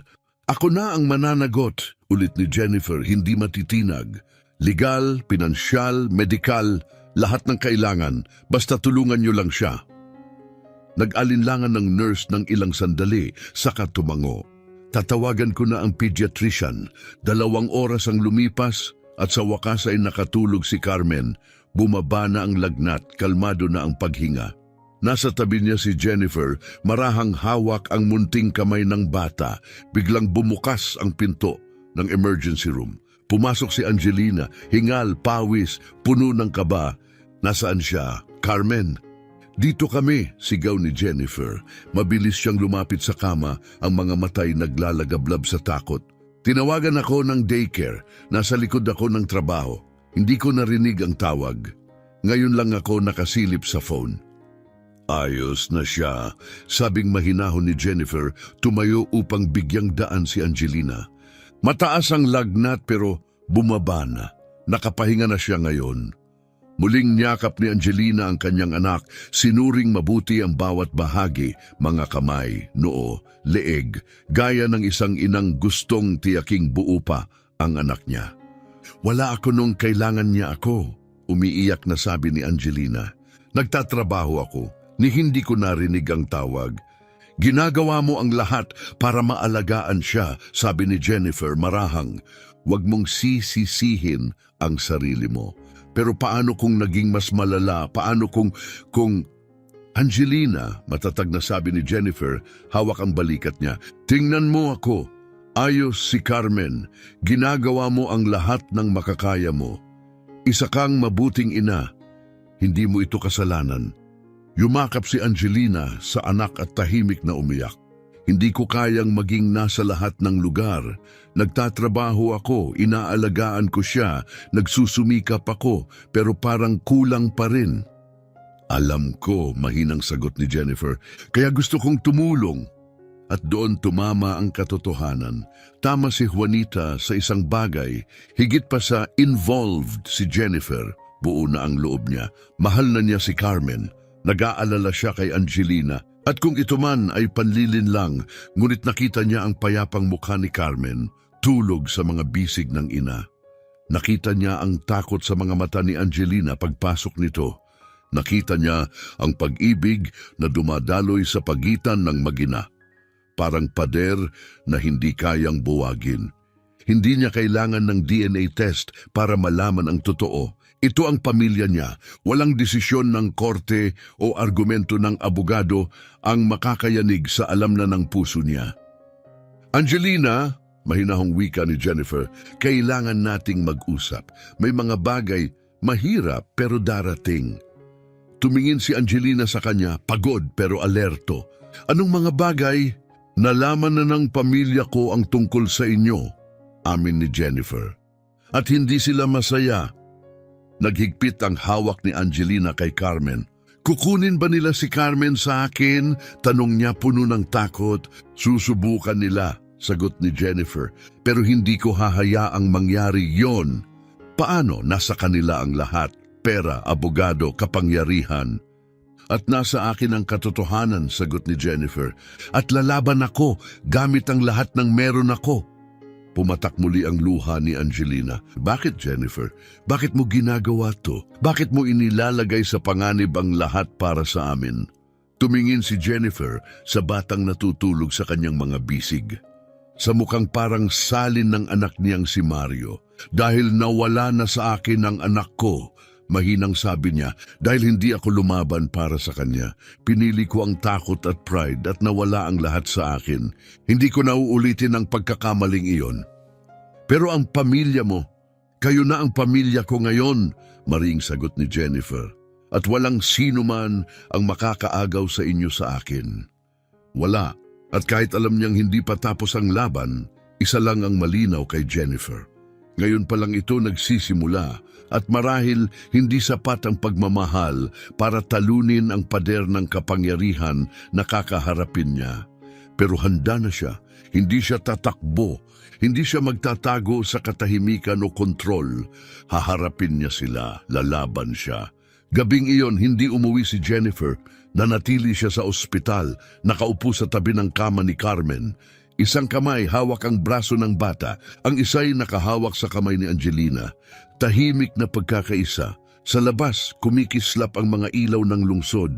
Ngunit sa loob ng silid na iyon, may bagong uri ng liwanag na sumisibol. Nanatili si Jennifer sa ospital hanggang sa kumpirmahin ng doktor na maaari nang i-discharge si Carmen. Pagkatapos kahit hindi tinanong, iginiit niyang siya na ang maghatid sa kanila pauwi. Nang huminto ang sasakyan sa harap ng maliit na silid sa likod ng labahan, napahinto sa paghinga si Jennifer. Mas maliit pa ito kaysa sa walk-in closet niya. Bitak-bitak at nangangaliskis ang mga dingding. May isang bintana lang na halos walang ilaw na pumapasok. Hindi mo kailangang pumasok, ani Angelina. Napansin ang hitsura sa mukha ni Jennifer. Alam kong hindi ito ang nakasanayan mo.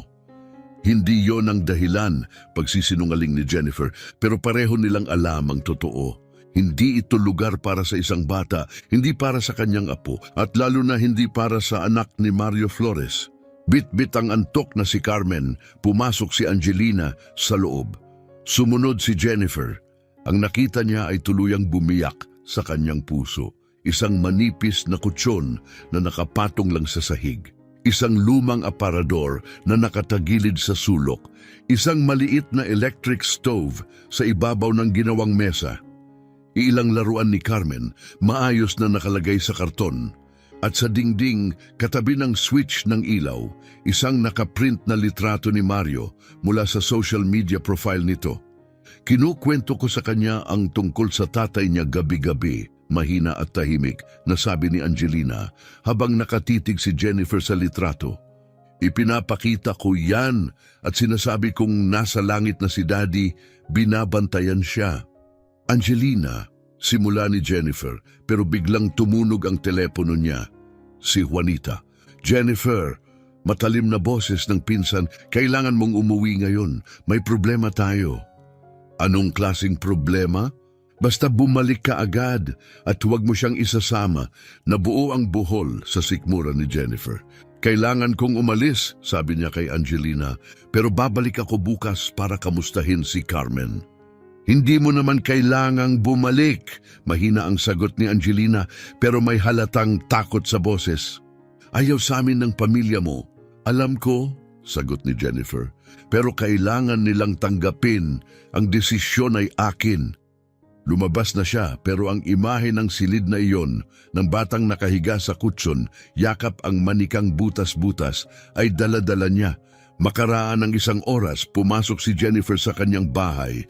Sa sala, naghihintay hindi lang sina Juanita at Dr. Eduardo, kundi pati ang 3 pang miyembro ng pamilya Flores. Pablo Flores, isang malayong pinsan at maingay na shareholder ng kumpanya. Anita, tiyahin ni Mario, kilalang kilala sa pagiging obsessed sa imahe ng pamilya. Leonardo Aquino, ang matapat ngunit tusong accountant ng pamilya. Sa wakas, ani Juanita, kailangan na nating tapusin ito ngayon. Tapusin ang ano? Tanong ni Jennifer kahit alam na niya ang sagot. Lumapit si Pablo, dala ang tambak na papeles. Jennifer, nauunawaan naming nagluluksa ka, pero bilang shareholders, tungkulin naming protektahan ang yaman ng pamilya. At ano ang kinalaman ng apo ko diyan? Ang sinasabing apo mo, mabilis na putol ni Anita. Wala pang patunay na may kaugnayan siya kay Mario. Meron, mariing sagot ni Jennifer. Kung ganon patunayan sa agham, singit ni Dr. Eduardo, sabay abot ng legal document sa mesa. May inihanda na akong petisyon para sa postmortem paternity test. Kinuha ni Jennifer ang mga papel, mabilis niyang binasa ang legal na terminolohiya, eksakto sa kinatatakutan niya, isang formal na kahilingan upang hukayin ang labi ni Mario para sa DNA testing. Gusto niyong hukayin ang anak ko? Bulong niya nanginginig sa galit at gulat. Ito lang ang tiyak na paraan, sagot ni Eduardo. Gamit ang DNA ni Mario, maaari nating patunayan o itanggi ang pagiging ama niya. At kung tumanggi ako, isasampa pa rin namin sa korte, sagot ni Pablo. Bilang mga shareholder, karapatan namin ito. Kung anak nga siya ni Mario, may karapatan siya sa mana. Kailangan natin ng kasiguraduhan. At kung anak nga siya, magtatakda tayo ng mga kondisyon, wika ni Anita. Isang legal trust, may limitasyon sa paggamit, may tagapangasiwa sa pananalapi. Sumikip ang mata ni Jennifer. Tagapangasiwa, hindi ito korporasyon. Isa siyang bata. Isang batang maaaring tumanggap ng milyon-milyong halaga, dagdag ni Leonardo. At kung makukuha ng nanay ang access sa pundong yun, mapagkakatiwalaan mo ba siya? Tahimik ang buong silid. Gusto sanang isigaw ni Jennifer ang oo, pero andun na ang binhing pagdududa. Kilala ba talaga niya si Angelina? O nilason ng lungkot ang kanyang pag-iisip? Lumapit si Juanita sa kakaibang banayad na tinig. Kung totoong apo mo siya, hindi ba nararapat lang na legal mo rin siyang maprotektahan? Hindi ba't gusto mong makasiguro para sa kapakanan niya rin? Lunok ni Jennifer. Pwede ba nating gawin yon na hindi na kailangang galawin si Mario? Walang emosyon ang mukha ni Eduardo. Paano mo makukuha ang tiyak na DNA kung hindi? Umupo si Jennifer, sobrang bigat ng loob. May lohika ang mga sinasabi nila pero walang puso. At saka siya nagsalita. May isa pang paraan. Lahat ay tumingin sa kanya. Ako na lang ang magpapatest. Ikaw? Gulat ni Eduardo. Ina ako ni Mario. Ibinahagi niya ang DNA ko. Kung anak niya si Carmen, malalaman natin yon sa pamamagitan ng pagkukumpara ng dugo namin.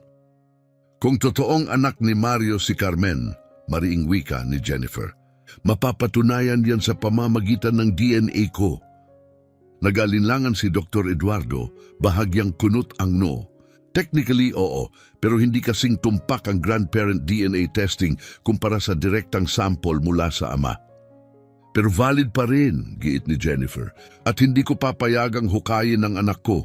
Kung gagawin natin ito, sa akin ito dadaan.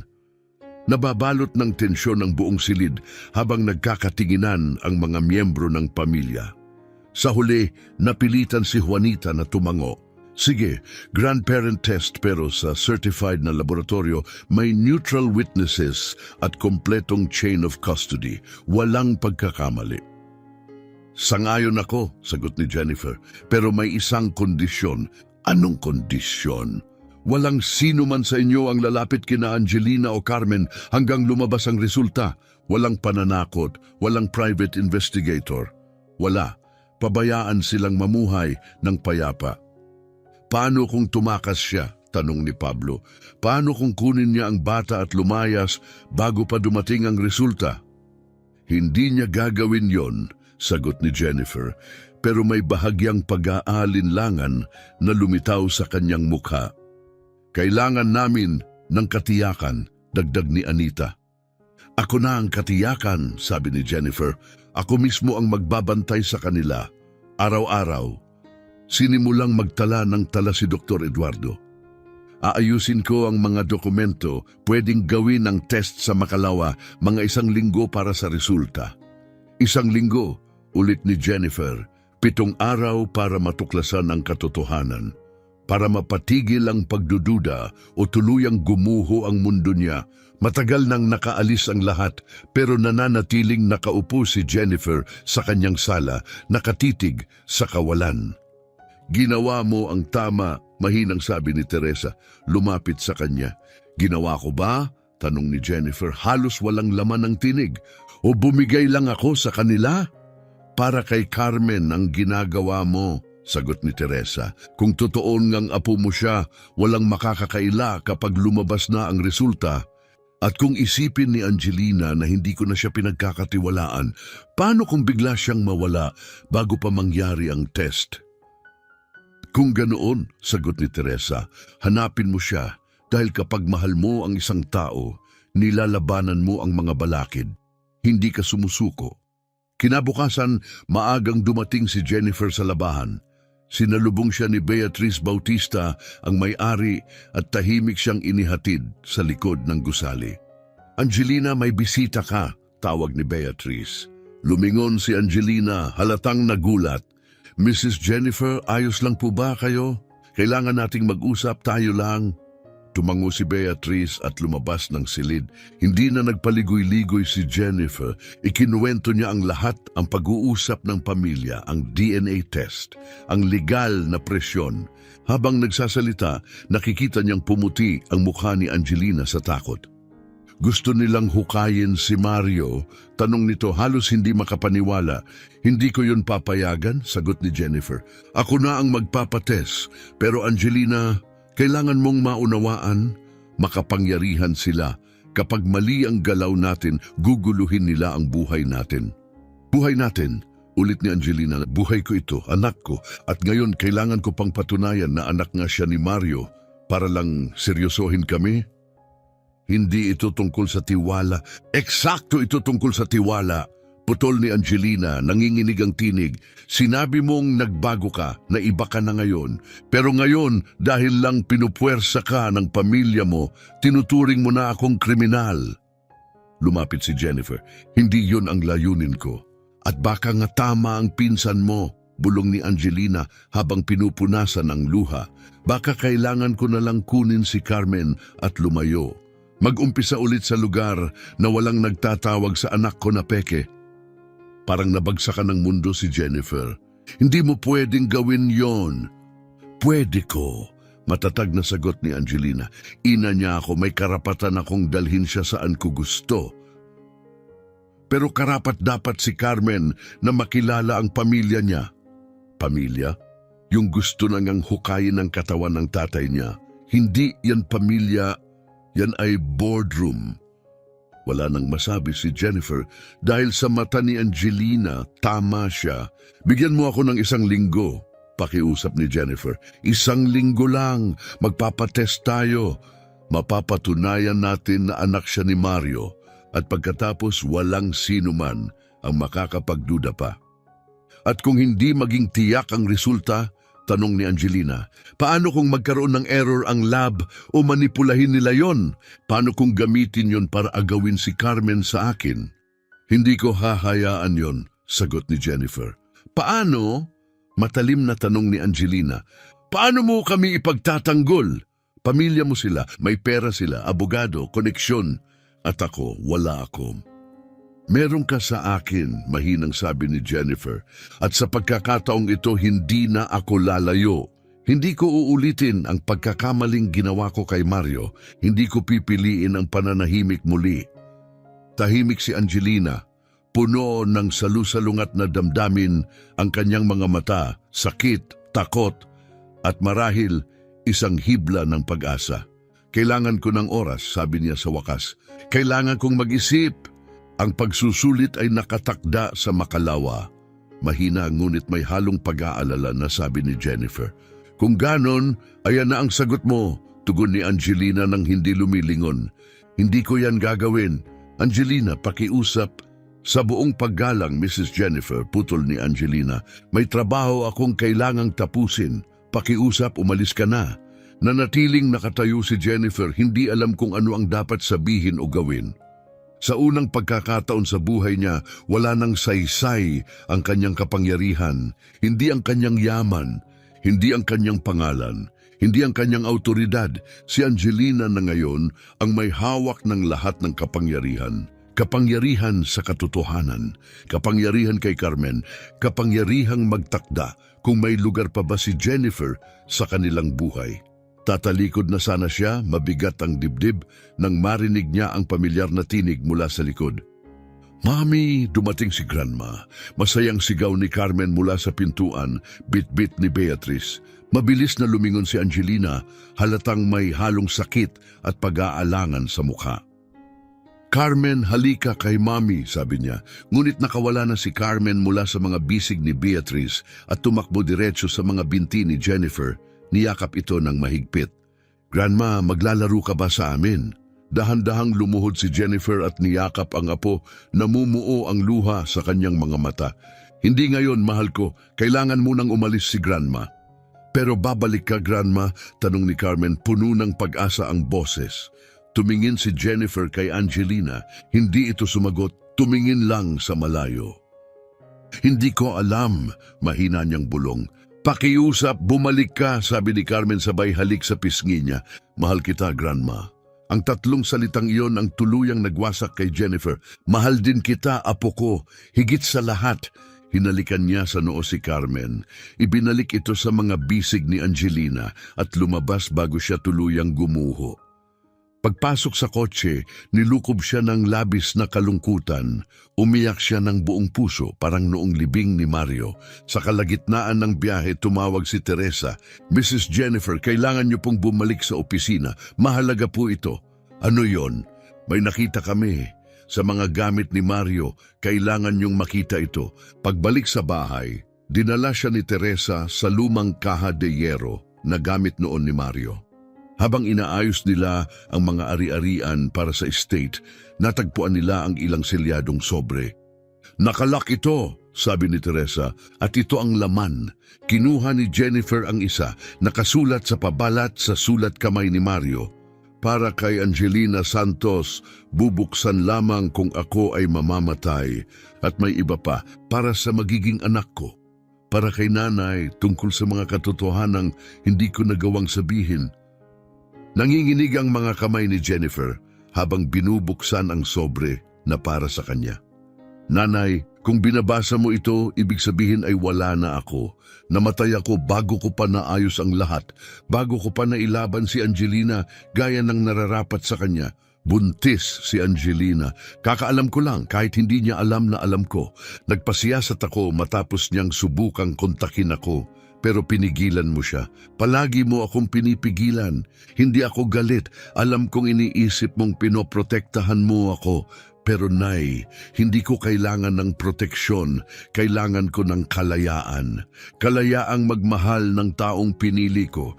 Kung wala na ako, hinihiling ko, hindi, ipinagmamakaawa ko.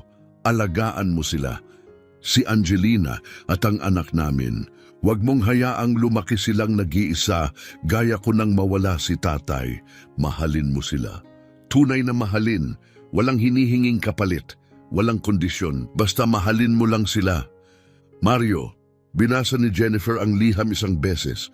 Pagkatapos ay muling binasa. At pangatlo, halos hindi na makahinga. Alam ni Mario, hinahanap niya si Angelina. Handa siyang ipaglaban ito. At ngayon mula sa kabilang buhay, umaabot ang kanyang tinig, "Alagaan mo sila." "Teresa," sabi ni Jennifer, biglang matatag ang tinig, "tawagan mo si Dr. Eduardo, kanselahin ang DNA test." "Ma'am, hindi ko kailangan ng patunay mula sa laboratorio. Sinabi na ni Mario ang totoo at sa unang pagkakataon, pakikinggan ko ang anak ko.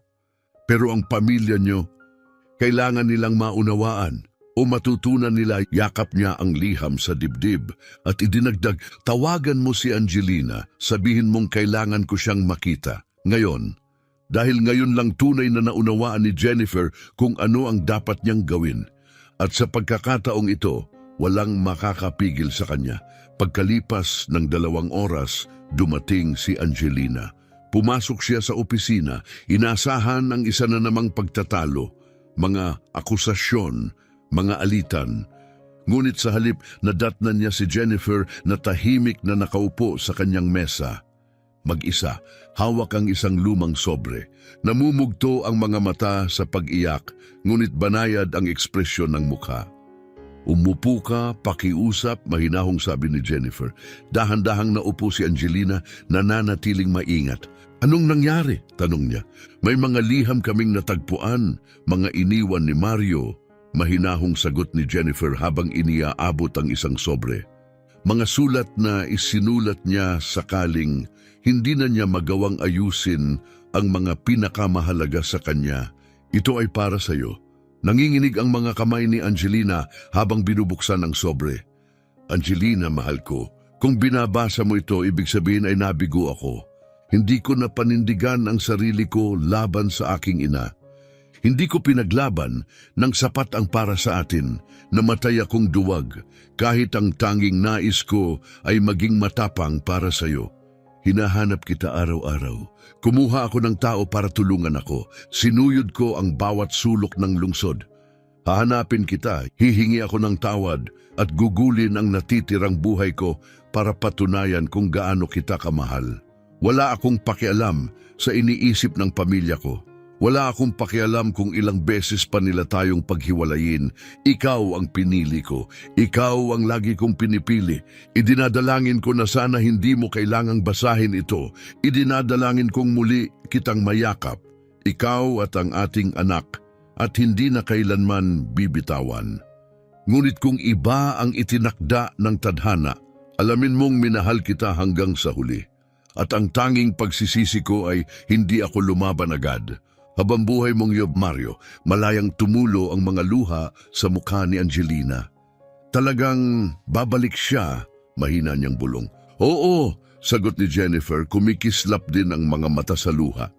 At ako ang humarang sa kanya, ako ang kumuha ng lahat sa kanya, dahil sa kayabangan, dahil sa takot. Pero ngayon, alam mo na, mahinang sabi ni Angelina. Alam ko na, at sa pagkakataong ito, hindi ko na ipagwawalang bahala ang mga salita niya. Kinuha ni Jennifer ang isa pang sobre. Ito naman ang para sa akin. Sa liham na ito, hiniling niyang alagaan kita. Mahalin kita na parang pamilya. Tiningnan niya si Angelina sa mga mata. At yan ang gagawin ko. Walang kondisyon, walang pagsusuri, puro pagmamahal lang. At ang pamilya mo, tanong ni Angelina, ang DNA test? Kinansela ko na ang lahat, sagot ni Jennifer, malinaw at matatag ang tinig. Hindi ko kailangan ng siyensya para sabihin sa akin ang alam na ng puso ko. May salita na ako ni Mario at sapat na yon. Hindi pa man tuluyang nakabawi si Angelina sa nararamdaman, biglang bumukas ang pinto ng opisina. Pumasok si Juanita na parang bagyo, kasunod sina Pablo, Anita at Dr. Eduardo. Jennifer, anong ginawa mo? Mariing sabi ni Juanita. Kinansela mo ba ang test? Nasiraan ka na ba ng bait? Nagdesisyon lang ako, kalmadong sagot ni Jennifer. Desisyon, mariing tugon ni Pablo. Ipamimigay mo ang milyon-milyong yaman ng pamilya sa isang halos di mo kilala? Hindi estranghero si Angelina? Matatag na sagot ni Jennifer. Siya ang minahal ni Mario. At si Carmen ay apo ko. Kung ganon, patunayan mo, sigaw ni Anita. Patunayan mong anak talaga siya ni Mario. Tumayo si Jennifer, hindi nanginginig ang boses. Hindi ko kailangang patunayan ang kahit ano sa inyo. May iniwang tagubilin sa akin si Mario at susundin ko iyon. Lumapit si Dr. Eduardo, inilapag ang mga dokumento sa mesa. Naglabas ako ng interdiction order. Kung patuloy kang kikilos ng walang katwiran, maaari kang tanggalin bilang tagapamahala ng estate. Tahimik ang buong silid. Lahat ay naghihintay na umatras si Jennifer pati si Angelina. Ngunit tiningnan ni Jennifer ang bawat isa sa mata at mariing sinabi, gawin niyo ang gusto niyong gawin. Kunin niyo ang kumpanya. Questionin niyo ang desisyon ko. Idemanda niyo ako. Pero hindi ko titigilan ang pag-aaruga sa apo ko.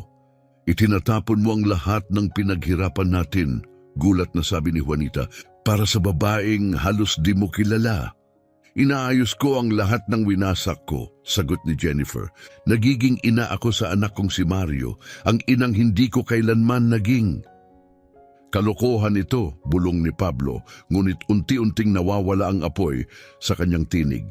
Kahit siya ay natigatig, pagkatapos ay muling bumukas ang pinto. Pumasok si Teresa, hawak ang maliit na kamay ni Carmen. Pasensya na, mahina niyang sabi kay Jennifer, pero nagpumilit siyang makita ka. Walang pag-aalinlangan, tumakbo si Carmen sa silid. Grandma! Sigaw niya sabay talon sa mga bisig ni Jennifer. Mahigpit siyang niyakap ni Jennifer, hinaplos ang buhok at hinalikan ang mga kulot nito. Kamusta, mahal kong bata? Tumingin si Carmen sa paligid, nagtataka.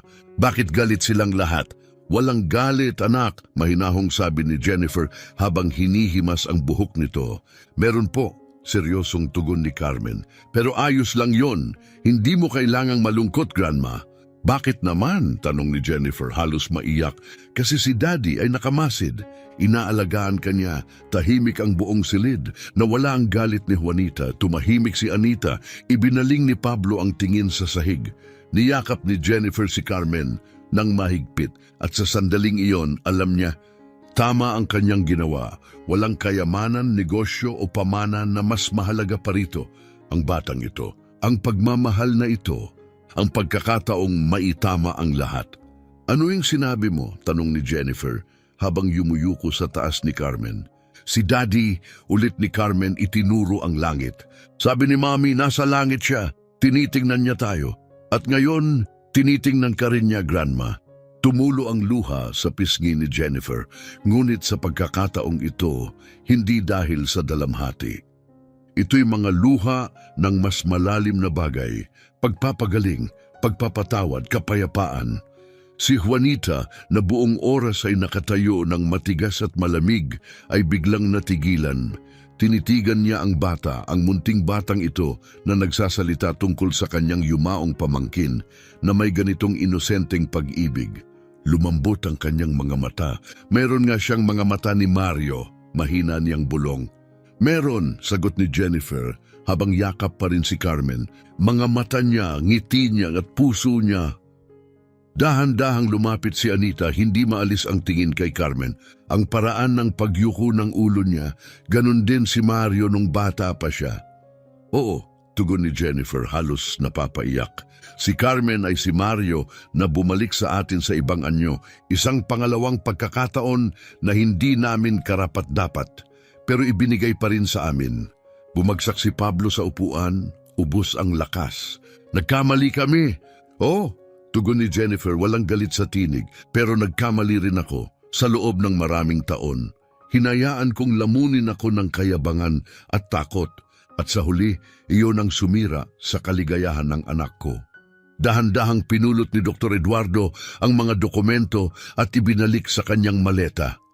Jennifer, patawad. Sinubukan ko lang protektahan ang interes ng pamilya. Alam ko, sagot niya. Pero ang tunay na pamilya ay hindi nabubuo sa pera o sa imahe.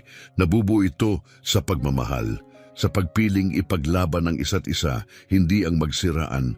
Matagal na nanahimik si Angelina, tahimik na pinagmamasdan ang lahat. Ngayon marahan niyang tawag, Carmen, halika rito, anak. Bigyan natin ng sandali si Grandma kasama ang pamilya niya. Ngunit pinigilan siya ni Jennifer. Hindi, manatili ka dahil pamilya ka rin. At panahon na para maunawaan yun ng lahat. Humarap siya kina Juanita, Pablo at Anita. Matatag ang boses, malinaw ang paninindigan. Kung gusto niyong manatili sa buhay ko, kailangan niyong tanggapin sina Angelina at Carmen. Walang kondisyon, walang pagsusuri, walang paghusga, pagmamahal lang. At kung hindi namin tanggapin, tanong ni Juanita, bagaman wala na ang dating tapang sa tinig. Lalayo ako, payak na sagot ni Jennifer. Nawala ko na ang anak ko dahil pinili ko ang kapangyarihan kaysa sa pag-ibig. Hindi ko na uulitin yon kay Carmen. Matagal na tinitigan ni Juanita ang kanyang apo sa tuhod. Pagkatapos, dahan-dahan siyang lumapit at lumuhod sa harap ni Carmen. Kamusta, Carmen? Mahinahong sabi niya. Ako si Tita Juanita mo. Tumingala si Carmen, bahagyang iniling ang ulo, katulad ni Mario noon, at tiningnan siya ng may pagtataka. Pamilya ka ba? Oo, pabulong na sagot ni Juanita, nanginginig ang tinig. Oh, pamilya ako. Huwag ka nang magalit, sagot ni Carmen. Taglay ang inosente ngunit matalinong ngiti. Ang pamilya nagmamahalan, hindi nag-aaway, at sa isang iglap nagbago ang lahat. Gumuho ang huling pader sa pagitan nila. Magkasamang naglakad sina Jennifer, Angelina at Carmen sa sementeryo.